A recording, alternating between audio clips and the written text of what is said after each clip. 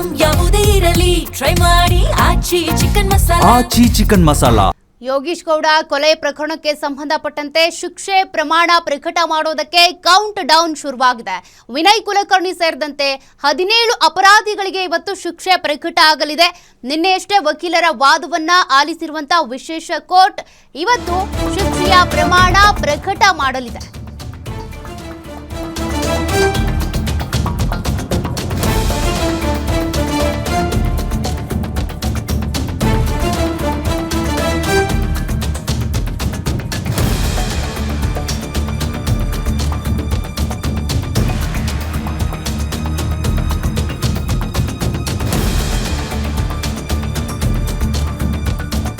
ನಿನ್ನೆಯಷ್ಟೇ ವಕೀಲರ ವಾದ ಪ್ರತಿವಾದಗಳನ್ನ ಜಡ್ಜ್ ಆಲಿಸಿದ್ದಾರೆ. ಅಪರಾಧಿಗಳ ಹೇಳಿಕೆಯನ್ನು ಕೂಡ ದಾಖಲು ಮಾಡಿಕೊಂಡಿದ್ದಾಗಿದೆ.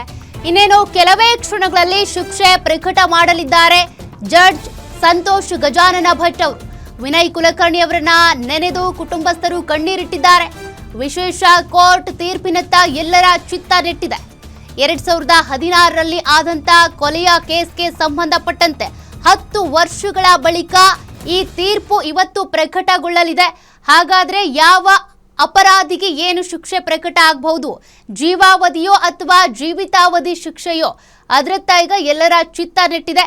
ಅದರಲ್ಲೂ ಕೂಡ ವಿನಯ್ ಕುಲಕರ್ಣಿ ಪರ ವಕೀಲರೇನಿದ್ದಾರೆ ಅವರು ನಿನ್ನೆ ಸಾಕಷ್ಟು ಅಂಶಗಳನ್ನ ಉಲ್ಲೇಖ ಮಾಡಿ ಹೇಳ್ತಾ ಇದ್ರು. ಆದಷ್ಟು ಕಡಿಮೆ ಶಿಕ್ಷೆಯನ್ನ ಕೊಡಿಸಬೇಕು ಅನ್ನೋದ್ರತ್ತ ಅವರ ವಾದ ಇತ್ತು. ಈಗಾಗಲೇ ವಾದ ಪ್ರತಿವಾದ ಆಲಿಸಿರುವಂತಹ ಕೋರ್ಟ್ ಹಾಗಾದ್ರೆ ನ್ಯಾಯಾಧೀಶರು ಏನು ತೀರ್ಪನ್ನ ಪ್ರಕಟ ಮಾಡ್ತಾರೆ? ಶಿಕ್ಷೆಯ ಪ್ರಮಾಣ ಯಾವ ಮಟ್ಟಕ್ಕೆ ಇರುತ್ತೆ? ಜೀವಿತಾವಧಿನ ಜೀವಾವಧಿನ ಸೆಕ್ಷನ್ಗಳ ಅಡಿಯಲ್ಲಿ ಶಿಕ್ಷೆ ಪ್ರಕಟ ಆಗುತ್ತೆ. ಅದರಲ್ಲೂ ಕೂಡ 17 ಜನ ಆರೋಪಿಗಳಿರೋದ್ರಿಂದ ಯಾರ್ಯಾರು ಎಷ್ಟೆಷ್ಟು ಪ್ರಮಾಣದಲ್ಲಿ ಈ ಕೊಲೆಯಲ್ಲಿ ತಮ್ಮನ್ನ ತಾವು ತೊಡಗಿಸ್ಕೊಂಡಿದ್ರು, ಯಾರ ವಿರುದ್ಧ ಏನೆಲ್ಲ ಸೆಕ್ಷನ್ಗಳು ಅಟ್ರಾಕ್ಟ್ ಆಗಿದೆ ಅದೆಲ್ಲವನ್ನ ಗಮನಿಸಿರುವಂತಹ ಕೋರ್ಟ್ ಈ 17 ಜನ ಆರೋಪಿಗಳಿಗೂ ಕೂಡ ಅಪರಾಧಿಗಳಿಗೂ ಕೂಡ ಏನೇನು ಶಿಕ್ಷೆಯನ್ನ ಪ್ರಕಟ ಮಾಡಬಹುದು ಅನ್ನೋದೇ ಸದ್ಯದ ಕುತೂಹಲ. ಮೊನ್ನೆಯಿಂದನೂ ಕೂಡ ವಿನಯ್ ಕುಲಕರ್ಣಿಯ ಕುಟುಂಬಸ್ಥರು ಕಣ್ಣೀರಿಡ್ತಿದ್ದಾರೆ. 2 ದಿನಗಳಿಂದ ಜೈಲಿನಲ್ಲಿ ಇದ್ದಂತ ವಿನಯ್ ಕುಲಕರ್ಣಿ ಕೂಡ ಕಣ್ಣೀರಿಟ್ಟಿದ್ದಾಗಿದೆ. ಏನು ಶಿಕ್ಷೆ ಪ್ರಕಟ ಆಗಬಹುದು ಅನ್ನುವಂಥ ಆತಂಕ ಎದೆಯಲ್ಲಿ ಢವ. ಈಗಾಗಲೇ ಅಪರಾಧಿಗಳೆಲ್ಲರನ್ನೂ ಕೂಡ ಕೋರ್ಟ್ಗೆ ಕರ್ಕೊಂಡು ಬಂದಿದ್ದಾರೆ ಪೊಲೀಸರು.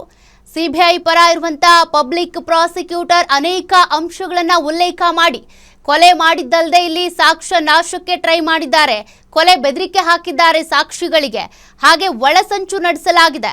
ಹಾಗಾಗಿ ಅತ್ಯಂತ ಕಠಿಣ ಶಿಕ್ಷೆಯನ್ನ ವಿಧಿಸಬೇಕು ಅನ್ನುವಂತ ಒತ್ತಾಯವನ್ನೇ ಮಾಡಿರೋದು.